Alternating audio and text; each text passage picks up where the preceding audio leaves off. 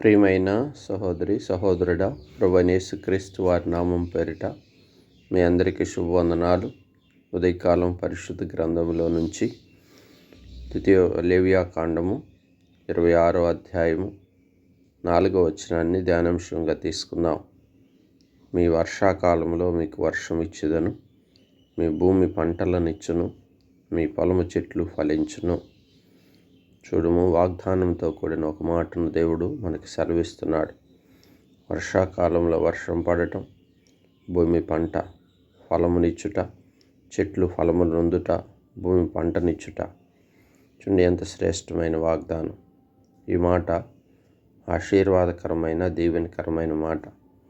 అవును కదా, మన భూమి పంటనివ్వాలి, మరి వర్షాకాలంలో సానుకూలమైన వర్షములు పడాలి.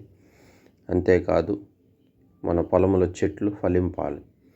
అంటే మన ఆత్మీయ జీవితంలో మనం ఏ కార్యాలు చేస్తున్నాం అనగా మన చేతి పనుల్లోనూ, మన వ్యాపారాల్లో, మన ఉద్యోగాల్లో, మనం చేయు ప్రతి పనిలో మనకు మెండైన ఆశీర్వాదం, మెండైన దీవెన కలుగునుగా అని పలుకుచున్నాడు. ఎప్పుడు అది సాధ్యమంటే దేవుని వాక్యం ఏం చెప్తుందంటే, మీరు నా కట్టడలను, నా ఆజ్ఞలను అనుసరించి నడుచుకొని ఎడల.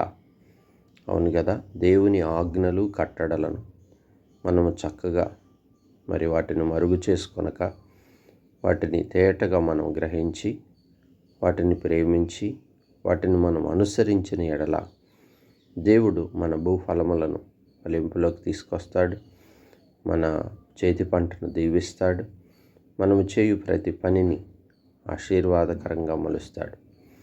ఒకని యొక్క ఐశ్వర్యము, ఆశీర్వాదము మన కష్టం వల్ల కాదు, కానీ దేవుని వల్లనే అది ఎక్కువగునని లేఖనాలు సెలవిస్తున్నాయి.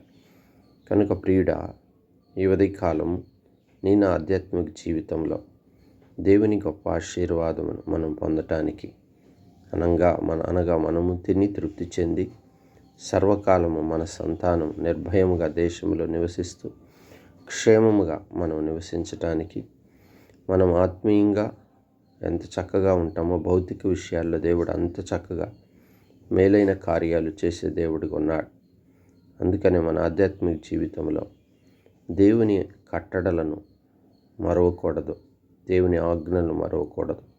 ఆయన ఆజ్ఞలో శ్రేష్టమైన ఆజ్ఞలను ఏంటంటే, నీ దేవుడైన యెహోవాను నీ పూర్ణ ఆత్మతోనూ, పూర్ణ బలముతోనూ, పూర్ణ శక్తితోనూ ఆయన్ను ప్రేమింపవలెను. రెండవ ఆజ్ఞ ఏంటంటే, నిన్ను వలె నీ పొరుగు వారిని ప్రేమింపవలెను. సహజంగా మనం ఆజ్ఞలు చాలా భారమైనవని తలస్తాం. ఆయన ఆజ్ఞలు భారమైనవి కాదు. నేటి దినాల్లో మనము ఎంతో మెండైన ఆశీర్వాదం కావాలని అంటాం. ఆయన ఇచ్చిన ఆజ్ఞలను ధిక్కరించుకొని పొందవలసినంత అంత ఆశీర్వాదాన్ని పొందలేక లోకంలో తిరుగులాడుతాం. ఎలా చేస్తే బాగుంటుందో, అలా చేస్తే బాగుంటుందో, ఈ పని ఎలాగైతే దీనిలో మన వృద్ధిలోకి వస్తామని తలంచుకుంటుంటాం. కనుక ఒక చక్కని మాట వంతు చెబుతున్నాడు. నీవు ఆజ్ఞలను కట్టడలను అనుసరించి నడుచుకుంటే చాలు, నీ చేతి పని దీవించబడింది, నీ సంతానం క్షేమస్థితిలో ఉంటుంది, నిర్భయంగా నువ్వు జీవించగలుగుతావు, శత్రువు నీ మీద దాడి చేయదు, మరి నువ్వు తిని తృప్తి చెంది మరి సంపూర్ణంగా ఆశీర్వాదంలోనికి రావటానికి దేవుడు ఈ ఉదయకాలం మాట్లాడుచున్నాడు.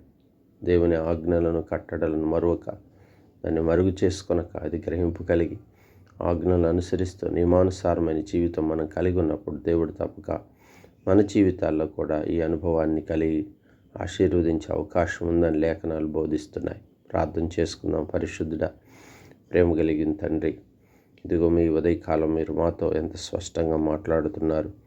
మీ వర్షాకాలంలో మీకు వర్షం ఇచ్చేదను, మీ భూమి పంట విత్తును, మీ పొలము చెట్లు ఫలించునంటున్నాడు. అవును ప్రభువా, మా ద్రాక్ష వనములు అయా వర్ధిల్లునట్లుగా, ఆశీర్వదించబడినట్లుగా, అభివృద్ధి చెందినట్లుగా మా చేతి పనులు దీవెనలోకి రావాలంటే చాలా ప్రాముఖ్యమైన మాట ఒకటి చెప్తున్నారు. కట్టడలను ఆజ్ఞలను అనుసరించి నడుచుకోవాలంటున్నారు. అవునయ్యా, అనేక మార్లు ఈ లోకంలో ఆజ్ఞ మీరి అతిక్రమించి పాపం చేస్తూ లోకంలో ఉండటాన్ని బట్టే ఇదిగో మా చేతి పనుల విషయాల్లో, మా వ్యాపారాల్లో, మా ఉద్యోగాల్లో ఎంత కష్టపడి చేస్తున్నప్పటికీ వాటి ఫలాన్ని పొందుకోలేకపోతున్నాం. ఉదయకాలం చక్కగా మాట్లాడారు. మా ఆత్మీయ జీవితంలో ఆజ్ఞలను అనుసరించి నడుచుకొనుట వాటిని గ్రహించుకున్నట్టు వాటి మార్గంలో తేటగా నడుచుకున్నట్టుకు మాకు సహాయం చేయము. సంపూర్ణంగా నీకు లోబడుటకు దయచూపం. ఎవరి కాల బిడ్డలో భవిష్యత్తును దీవించము తండ్రి. దినమంతి పరిచర్యలో ముందుకు నడిపిస్తారండి, ఆత్మీయంగా బలపరుస్తారండి. సాతాన్ని ఓడించమని యేసు నామమున ప్రార్థించి వేడుకుంటున్నాము తండ్రి. ఆమేన్.